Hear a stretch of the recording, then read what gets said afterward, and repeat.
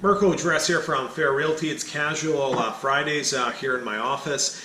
Today I'm talking about the changes made on December 11th, 2017 to the BC Residential Tenancy Act and how is this going to affect selling tenanted property. So the change is before you had fixed term tenancies, which you still do, but before the change you could select an option where the tenant had to move out at the end of a specific date. So it was a fixed term lease with a specific fixed end date. There was no reason that the landlord had to provide for the tenant to move out. The tenant simply had to move out at the end of that date. With changes to Section 13.1 of the Tenancy Act, now the tenant is only required to move out if the landlord, in good faith at the time of signing the lease, intended to move back into the rental unit personally, or a close family member of the landlord intended to move back in. So basically, that's the only way you can exercise that vacate clause when you have a fixed term lease with a fixed end date.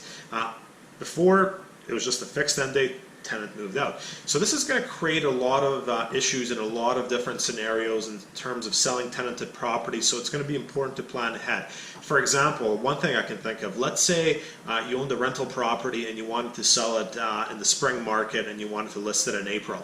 If you're going to rent that property in September, you can no longer structure a lease so that the tenant has to move out March 31st and you're going to put it on the market. Why can't you structure it that way?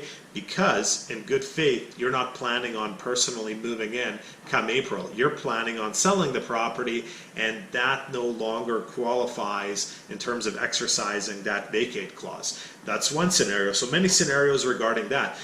There's also going to be a lot of scenarios where there's going to be instances where properties are currently rented, the property sells, and then the new purchaser, the new buyer, thinks that they will be getting vacant possession on the completion possession date because it's a fixed term lease with a fixed end date.